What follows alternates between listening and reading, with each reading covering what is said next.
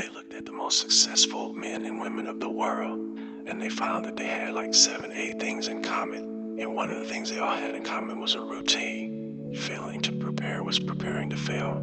The night before a game, I ate the same food. I went to bed at the same time. I got up, I ate the same breakfast. So the routine and the preparation, some people call it superstition, but it's a routine. The stronger your mindset is, the greater your skill set is going to be. We remember the stuff we earn, the stuff we experience more than what the teacher tells us or what someone gives us for free. A company is simply a group of people. As a leader of people, you have to be a great listener. You have to be a great motivator. You have to be very good at praising and looking for the best in people.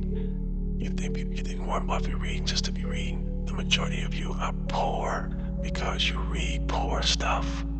Everything was done to try to learn how to become a better basketball player. Everything. And so when you have that point of view, then literally the world becomes your library to help you to become better at your craft. It's what goes on between this year and this year, and in our hearts, that determine our lives out there. There's no world out there except what's going on here. I think it's important that you really like whatever you're doing. If you don't like it, life is too short. If I'm lying to you about who I am, or I'm lying to you about whatever, there's no starting point. There's a false reality, right? You have to create the real reality to get separation from me, emotionally, to be able to put myself in a place where at practice, where I'm training during games, I switched my mind to something else. I became number one in the world. I became a millionaire not because I made more money. I became a millionaire because they told me millionaires only live off of 30% of their income. I became a millionaire because I did what millionaires did. I stopped living off 100%. What does it mean? Time is money, right? How do you multiply time? How do you buy time? Rich people buy time. Most of the people watching this thing should either not be in business if they've got one, or close for down if they got one, because you got in business for all the wrong reasons, and you don't have the balls to close them down because of what other people are going to say. You have no idea how limitless it is when you're not afraid of what other people think or say. You have no idea. There's not 2 people watching this thing that even has a concept of what it is to act as if you have no limits to your abilities. 0. I wrote a book called The Millionaire Booklet. Wrote that book in 2 hours. It was translated to 38 languages for free because of my social media standing around the world. I just asked a bunch of people, can you help me? 38 languages, and literally in 1 month the whole book was produced, written, translated. Like You Need Friends, counterintuitive, 50-page pamphlet type book. Yeah, you're getting on the New York Times bestseller. Yeah, where'd that come from? Another contrarian again, like the book publishers, they're dying. They're come on, man. You don't even antiquated that. You don't even count digital download. Fuck you. What's wrong with you guys? So give them something they can read in a couple hours. It took me 19 months to write my last book because the publisher was involved. Okay, I'm not supposed to write a book while I'm writing a book. So I wrote a booklet. Okay, wrote the booklet in 2 hours. The booklet made more money in 19 days than the other book made in 19 months. And it was translated in 38 languages. The other book that took 19 months, publishers, editors, but all this energy, all this wasted freaking energy and money still hasn't been translated. So speed, now I'm back to how fast can I work? Compressed time. Time is money. Most people don't even understand the concept. Like, what does that even mean? They say it, but they don't know what it means yet. Oh, it's a cute saying. It's a perfect t-shirt, but they're not actually applying it to their life. No, they're like, what does that mean, man? What does it mean? Time is money, right? How do you multiply time? How do you buy time? Rich people buy time. So never say I can't afford it. My rich dad forbade his son and me to say the words I can't. He says, ask yourself, how can I? So, like, the reason I have so much money is because I don't say I can't do it. I just go, how can I do it? And I just go and do it. So I make a lot of mistakes. But that's how I learn. How can I? The poor people like my poor dad always said I can't afford it. You think I made up money? I'm a school teacher. I can't do that. And I picked that up. And my rich dad never said those words. So when I meet poor people, they use the words I can't a lot. Looks like my wife Kim is gorgeous, absolutely drop dead gorgeous. First thing I said is, she won't go out with me. And my friends kept saying she'll never go out with you.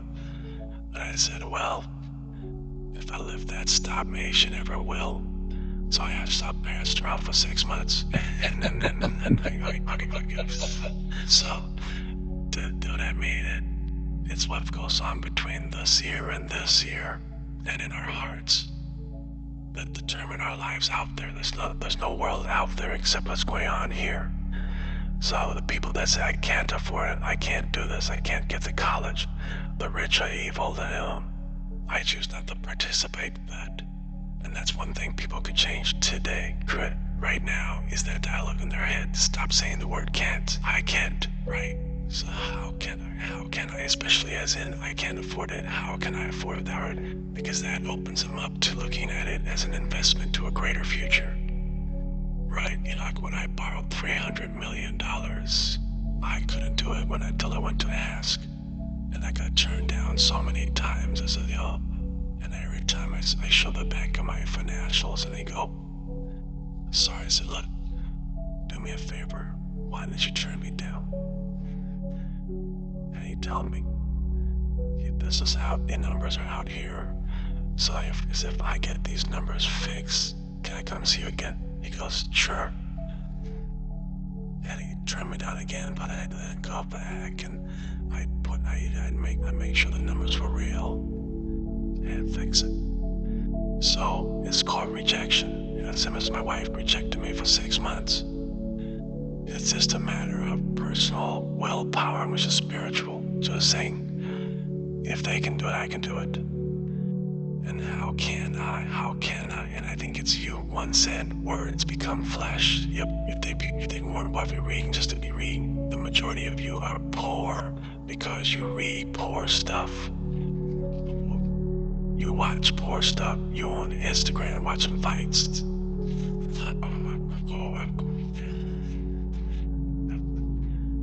Or you just scrolling through like you ain't got a light. For real, some of y'all on Instagram, you're on there for 30 minutes. If I ask you what you saw, you don't even know. You're just scrolling through.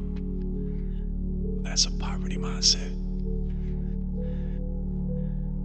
Rich people don't waste time. They realize it's their most important commodity. They don't watch a lot of TV. They don't do a lot of entertainment. If they're not working, they're studying their craft and getting better at their craft. Okay, I'm sorry. Okay, let me say it one more time. There was a language that I needed to learn. Does it mean I need to abandon the language that I learned? Absolutely not.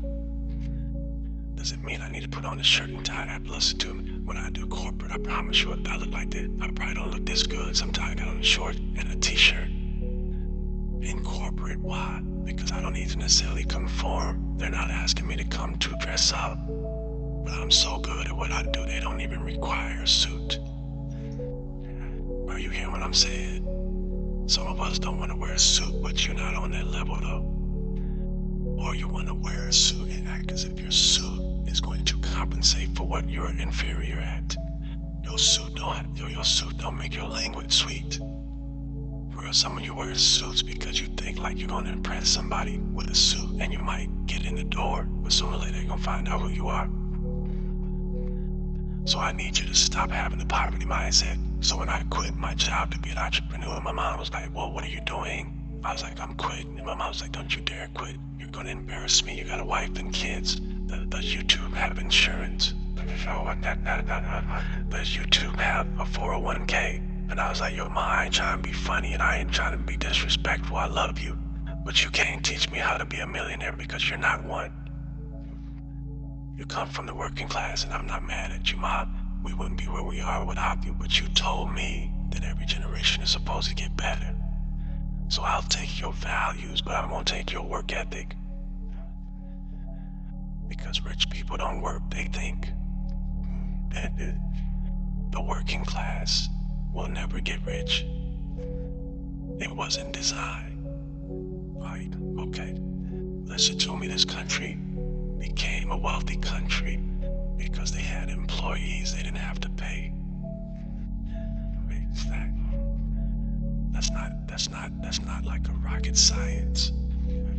So when this country had to start paying people, they want to pay the least, the 3% that run the world. They're not trying. Let me tell you how I know. I'm from Detroit. We just laid off 15,000 workers, and the president of GM, she just got $22 million.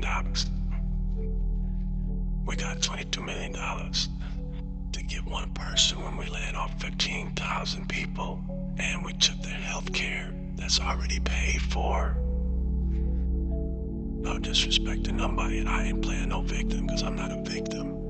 Rich people don't work, they think. Poor people work. Poor people go, clock in, I make this much an hour.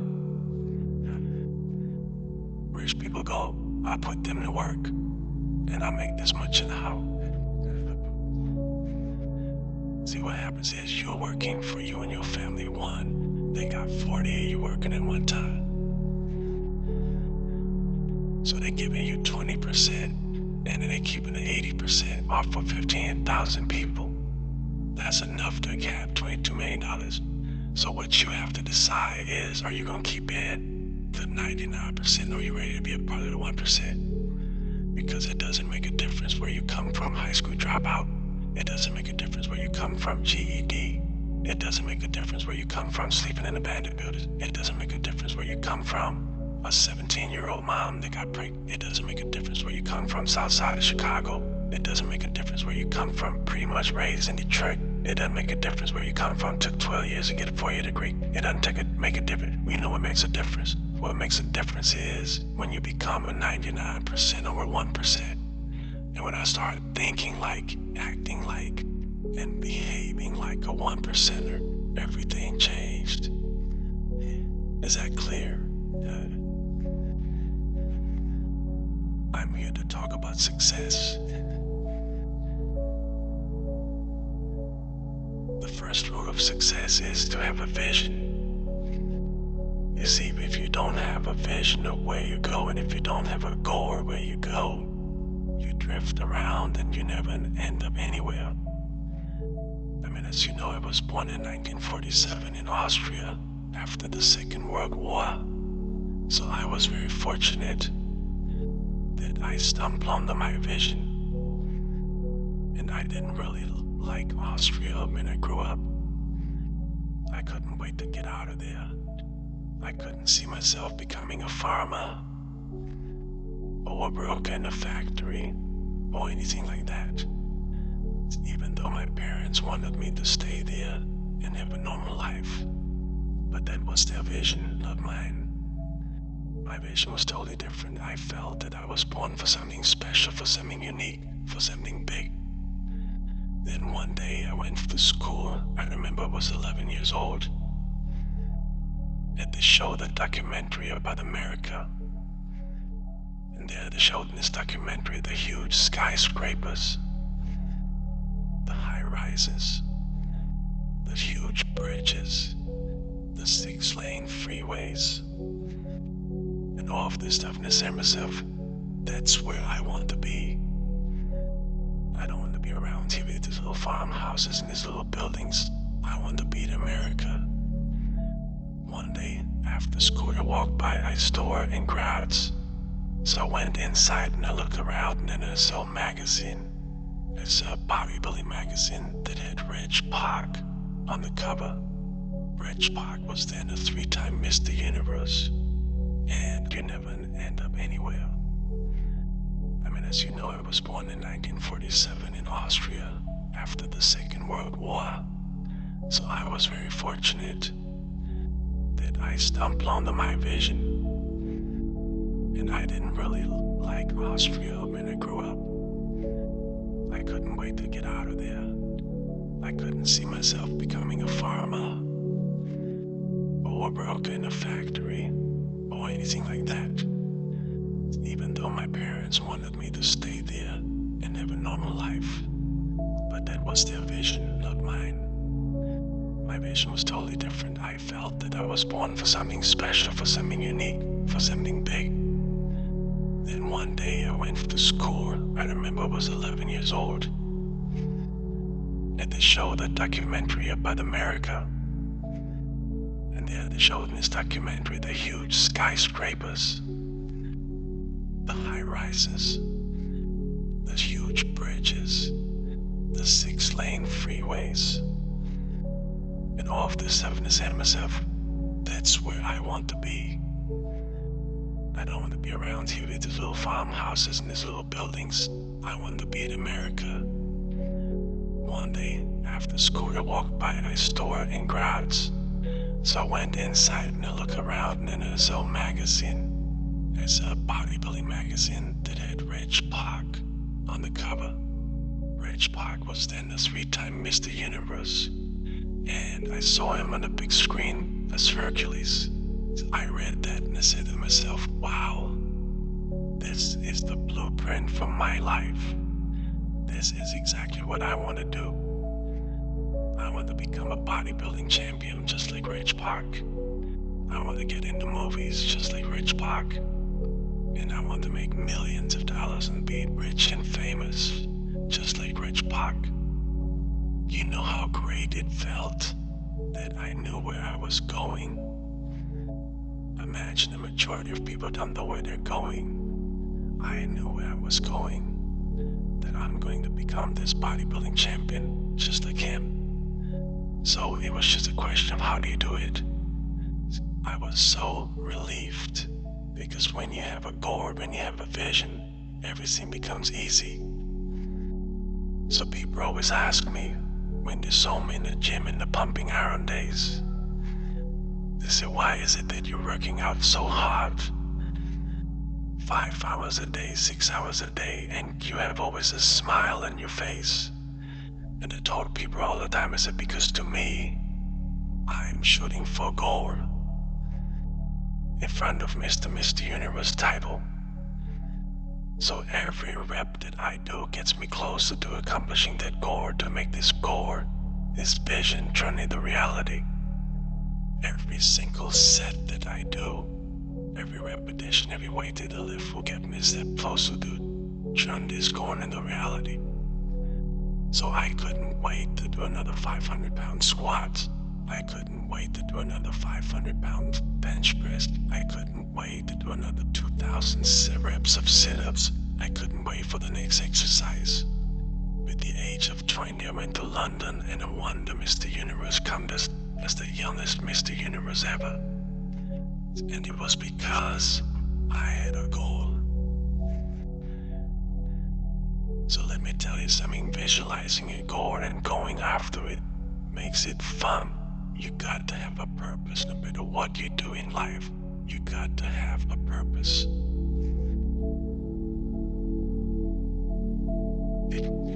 But you have to do something every day that scares you.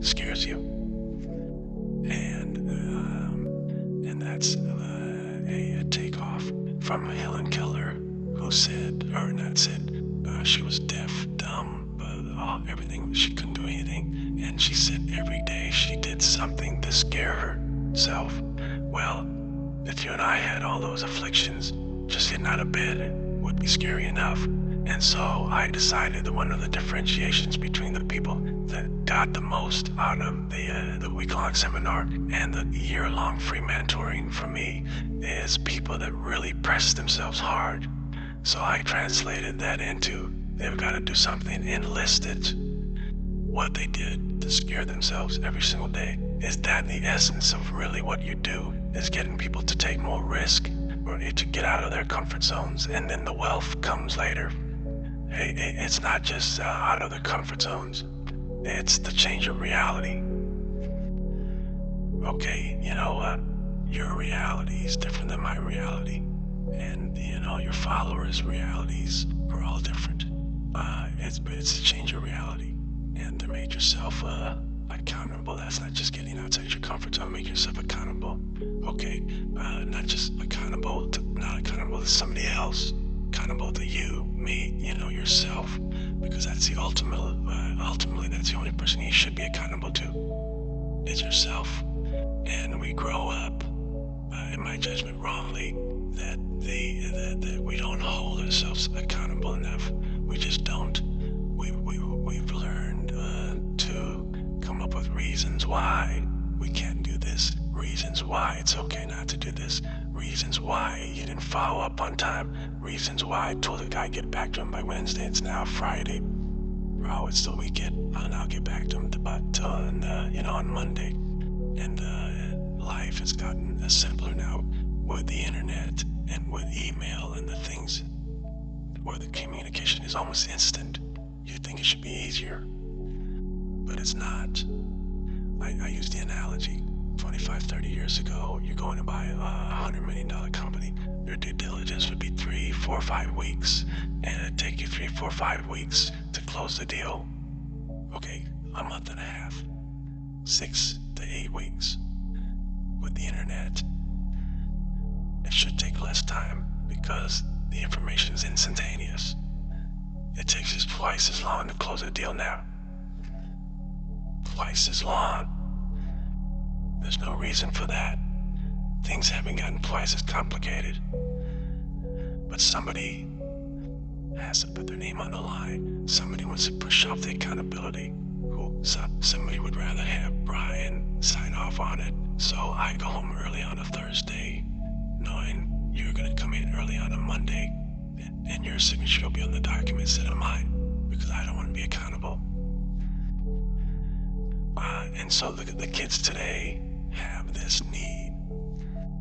It's like this thirst for guidance, and the kids do better in the year-long mentor program than the older kids. So the kids in their teens and 20s do better than the guys in their 40s and 50s. That's because the guys in their 40s and 50s get a lot of baggage, bad habits, and it's tough to get rid of them. And the motivation gets you started.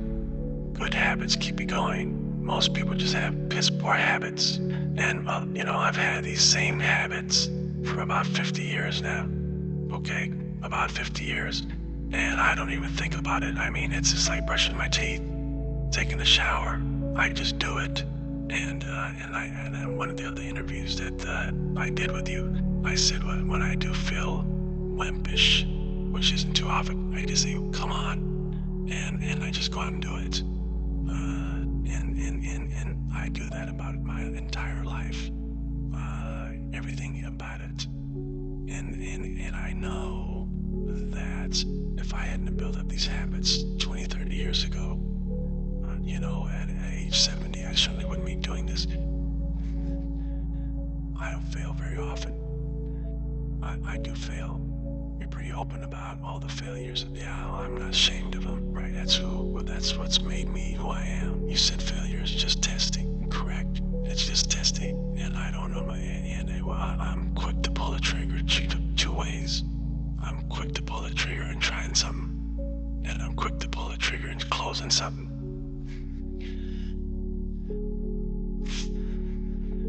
Just turn the key. What does that mean, turn the key? Turn the key means close the business. That most of the people watching this thing should either not be in business if they got one, or close the down if they got one.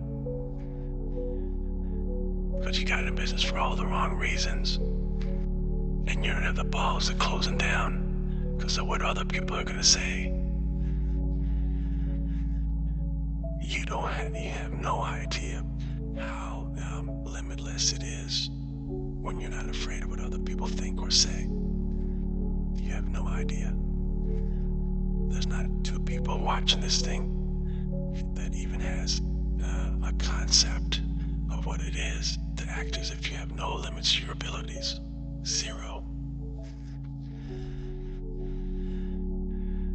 Lack of self-esteem or a lack of self-worth. Now they think they have self-worth. They think because they made a few bucks. But in actuality, and when they measure it against the other 8, 10, 12 people sitting around the table, they realize, or they start to question, hell, maybe I was just lucky. Now, all of us, when you're on your one trick, guy or gals, think, was I lucky? I've done it so many times, I know I wasn't lucky. I might have been lucky the first time, but I haven't been lucky the 15, 20, 40, 50, 60. I know that, okay, but maybe I was lucky the first time. But my life changed when I was pretty much a haphazard kid, got in a lot of trouble, got arrested 4 or 5 times, fallen in jail, and this was when my dad's a cop. But then I volunteered for the draft in 1966 at the height of the Vietnam War, and I went to OCS, and that changed my life because it was the really first real high performance thing that I can measure myself against with other people. 2/3 of all Fortune 500 CEOs have one thing in common: military background. Really, 2/3 of those 2/3 have something else: martial arts. What do you? They say in the sound of music, you can't have a dream come true unless you have a dream. Now, I still dream. I dream in Technicolor. I say my affirmations and goals every single night. It's bloody hard to be a high performance person. 74% hate their job in America. But there's not much different when you come to Europe. The majority of people don't like what they're doing because they're really not doing it because they didn't have a goal and they followed this goal. They just aimlessly drift around, and then all of a sudden there's a job opening, so they get the job because you have to work. But then when you work, it's a chore. It's work. It's not fun. So if you think about only a quarter of the people who really enjoy what they're doing in life, that is unbelievable if you think about it. So I felt so blessed that I knew what I was doing. It's like a medical student that studies and knows he wants to become a doctor. You know where to go. And the same thing is also in politics. I remember that in politics I had a very clear vision that I will be the leader of California. This is as far as I could go because I was not born in America, so I could not run for president. So being the governor of the 5th largest state, I should say the largest state, the 5th largest economy in the world, was for me really the ultimate title, the ultimate accomplishment in politics. So even though people came up to me and says, why don't you go and run for something smaller? You're never gonna make it. I ran for governor, and then 2 months later I became governor of the state of California. Again, because I had a very clear vision what I'm gonna do with California. So that's rule number 1, have a vision. Rule number 2 is don't listen to the naysayers. Don't listen to the naysayers.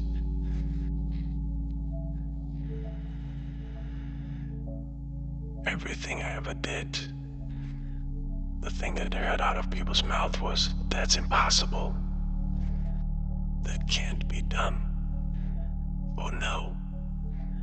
That is exactly what I heard, and of course I proved to the people that it can't be done. So whenever someone said to me, it can be done, I heard it can be done. When they say no, I heard yes. And when they said it's impossible, I heard it is possible. I'm a strong believer what Nelson Mandela said, that everything is always impossible until someone does it. Well, I'm gonna be the one that said to myself, I'm gonna do it and I'm gonna show it to them. Maybe it has never been done before. That's perfectly fine with me. But I am gonna do it. And I did not listen to the naysayers.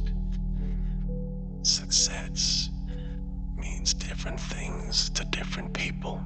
For some, success might be financial achievements, becoming a millionaire, for example.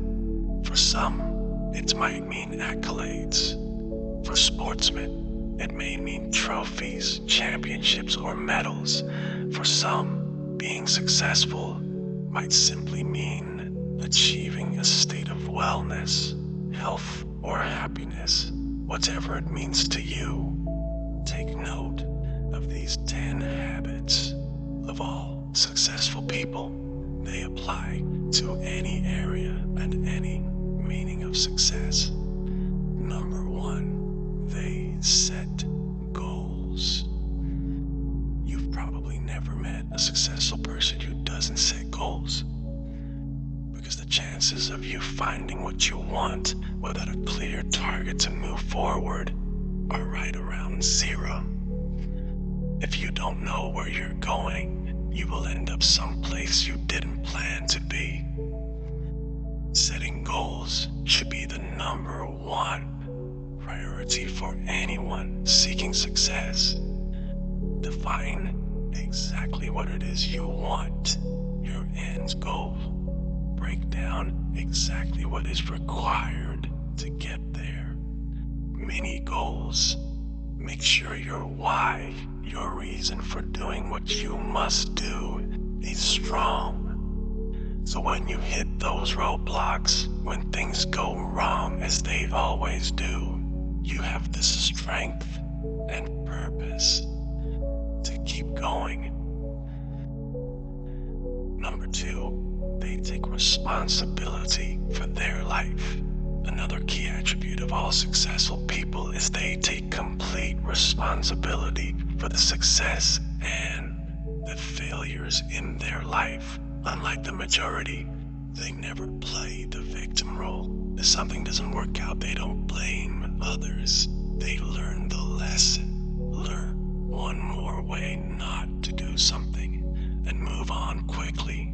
Your energy is always best spent in the present and planning for the future. Your thought process should always be, how can I make this work? And what can I learn from this? Never living in the past or making excuses as to why you aren't where you should be. Remember, everyone suffers setbacks.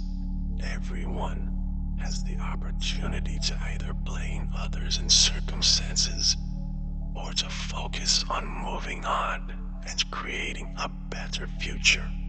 Regardless of what has happened, you decide what you do now. Number 3, they have great self-discipline. Discipline is a strong trait of all successful people, and it is one that can be developed with consistent use.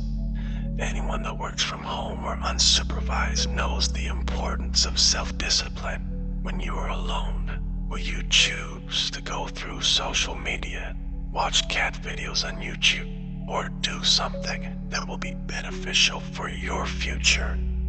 It is much easier to have discipline if you have clear goals and a meaningful purpose, something that is much more important than meaningless distractions. Number 4, they are obsessed with self-development. You can't really claim to be successful if you have given up working on yourself. This doesn't mean you were never satisfied, just that you know it is human nature to want to grow and to learn new things. Be open to learn new things and develop your mind through mentors, audiobooks, and reading. The more you learn, the more you will earn financially and spiritually. Number 5, they read a lot. Reading is a common pastime of many highly successful people. The majority these days can't sit alone for 2 minutes without becoming bored. picking up their phone to go on social media, probably to post about how bored they are. Successful people, however, are almost always happy to be alone in quiet, to have the opportunity to read or listen to something that will benefit their mind and their future. If you're not a reader, try audiobooks. You can play them in your car, in the gym, or while you shower, and use time that might normally be wasted to gain new skills, new strengths. Number 6, they manage their time well.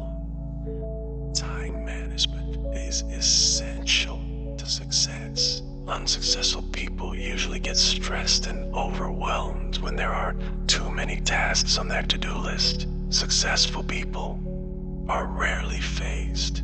They prioritize the big payoff and most rewarding tasks first and leave the insignificant ones to last, knowing it matters most to do the most valuable tasks first. Successful people plan in advance, days, weeks, months ahead, knowing clearly what needs to be done to complete their jobs and reach their goals. Number 7, they take risks. If you don't buy a ticket, you can't win the raffle. If you don't take big risks, you can't achieve big rewards. Successful people know that there will be times they will need to take risks in order to get where they need to go. Often, most people won't take those same risks for fear of failure. However, the greater failure to successful people will be that of regret. Risk going for the life you want, or guarantee living with one you don't want. Number 8, they keep going when they suffer failure and setbacks. We all suffer setbacks. Every single person that attempts to live their dream life will suffer through failure. Many of them might even lose everything. Most quit. The successful never quit. They keep going, knowing their greatest character is formed in adversity, knowing their success story is being written in every moment, and it will be especially good now they have a comeback story. Number 9, they find a way to win. Successful people find a way, period. Whatever life throws their way, they deal with it, dodge it, smash through it. Whatever is required, they find a way to win. It's the whatever it takes mentality. It's the confidence in knowing whatever happens, I will give my all and leave nothing on the table. I will find a way to win. Number 10, they do what they love. If you're not doing what you love, you can't really claim yourself a success. Spending the majority of your working hours, also known as the majority of your life, doing things you hate for money, is not successful living. It's torture to the soul. It's you need to suffer doing something you don't like to get to a life you love. Do that. But do not lose sight of exactly that. Your ultimate purpose. Find your life purpose. Think of all the things you love to do more than anything in the world. Then brainstorm how you can turn those passions into profit. Doing what you love every day. Even if you are taking a pay cut, it will be worth it. Do what you love every day, and you will never work a day in your life.